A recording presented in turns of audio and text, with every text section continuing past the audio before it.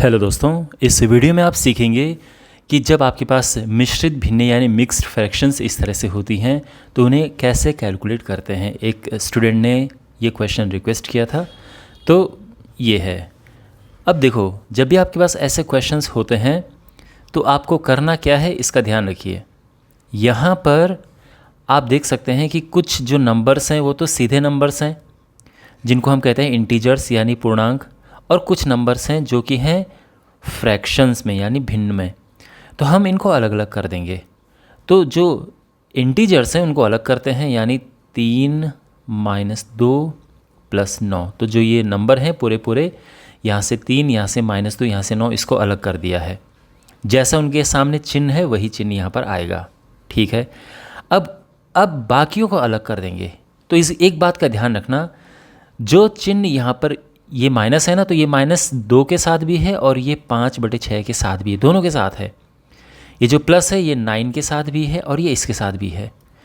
इसी तरह से शुरू में ऑब्वियसली जब कुछ चिन्ह नहीं होता है तो हम प्लस मानकर चलते हैं, तो ये भी प्लस का है और ये भी प्लस का है। तो इसके बाद जो हम लिखेंगे तो 7/8 आएगा, वो प्लस में आएगा। फिर 5/6 वो माइनस का है और 2/3 वो है प्लस का, वो भी प्लस का है। इतना समझ आ गया। अब यहाँ पर इन्हें अलग अलग हल करना है, यानी इसको हम अलग सॉल्व करेंगे और इसे अलग सॉल्व करेंगे।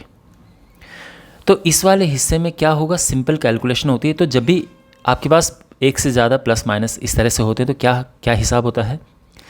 प्लस प्लस वालों को अलग प्लस करते हैं, जैसे 3 और 9, ये 9 है, ये 3 है, इनको अलग प्लस करेंगे, आएगा 12 - 2।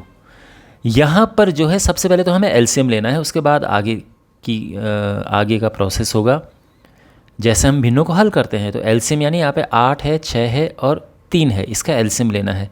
इसका एलसीएम होगा 24। अगर नहीं समझ आ रहा है तो देखो, आई एम श्योर आपको पता होगा एलसीएम कैसे लेते हैं। तो इस तरह से 2 से भाग दिया 4, 3, 3, फिर 2 से दिया 1, 3, 3, और फिर 3 से दिया तो 1, 1, 1 आ गया। तो 2 दूनी 4, 2 8 3 24 एलसीएम आ गया, ठीक है।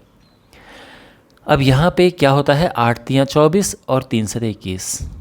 देखो, अगर आप ये वाला क्वेश्चन सीख रहे हैं तो मुझे उम्मीद है कि आपको इसका बेसिक तो आता होगा कि भिन्नों को कैसे प्लस किया जाता है। तो यहाँ पर देखो 8 3 24 और 3 से 21 हुआ, फिर 6 चौको 24, 4 बार गया और 4 5 20, है ना। फिर नीचे वाले से भाग दो और ऊपर गुणा कर दो, यानी 3 8 24 और 8 दूने 16, ये हो गया है। यहाँ पर यह आएगा 10 और यहाँ पर देखो फिर वही सिचुएशन आ गई है। तो यहाँ पर इनको प्लस करेंगे, 21 और 16, ये हुआ 37। 10 प्लस और ये होगा 17/24। तो हम इनको चिपका के लिख सकते हैं इस तरह से। देखो, कुछ स्टूडेंट्स ऐसा कह सकते हैं कि सर हम इनको कन्वर्ट नहीं कर सकते हैं क्या, किसमें, जो हमारे इम्प्रॉपर फ्रैक्शंस होते हैं, यानी इनको इस तरह से करके 8 3 24, 24 और 7 31, फिर यहाँ पे 6 दूने 12, 12 5 17, है ना, जैसा ऐसा करते हैं। फिर 27 और 2 29/3, और फिर इसके बाद इनका एलसीएम लो तो ये 24 आ जाएगा, और फिर इनको सॉल्व करके यहाँ पे ये आ जाएगा। इसको सिंप्लीफाई करेंगे तो ये आ गया, और ये हमारा फाइनल आंसर आ गया। तो आप देख सकते हैं कितना मुश्किल हो, कितनी बड़ी कैलकुलेशन इसमें आ रही हैं। करने को कर सकते हैं, बट ये कैलकुलेशन बहुत बड़ी है। तो मेरा आपको ये सुझाव है कि जो मैंने यहाँ पर प्रोसेस किया है इसको फॉलो करें। बाकी आपको दोनों में से जो भी आसान लगता है आप उसे कर सकते हैं। आई होप आपको ये सोल्यूशन अच्छे से समझ आया होगा। ऑलराइट, अब यहाँ पे एक सिमिलर क्वेश्चन है, आप इसको प्रैक्टिस कर सकते हैं और मेरे सॉल्व करने से पहले आप इसको सॉल्व करने की कोशिश करें। तो प्रोसेस वही है, हमने इंटीजर्स को और फ्रैक्शंस को अलग अलग करना है। इसके बाद इनको अलग अलग सॉल्व करेंगे। तो इंटीजर्स को सॉल्व किया, ये यहाँ पे हम एलसीएम लेंगे, 24 आएगा, और फिर ऊपर कैलकुलेट करेंगे तो ये आ जाएगा, और यहाँ पे ये सॉल्व करके इस तरह से ये आ गया है। और इसको हम सिंप्लीफाई करेंगे तो 1 सही 7/24 हमारा आंसर आ गया है। आई होप आपको ये सोल्यूशन समझ आया होगा। Thanks for watching.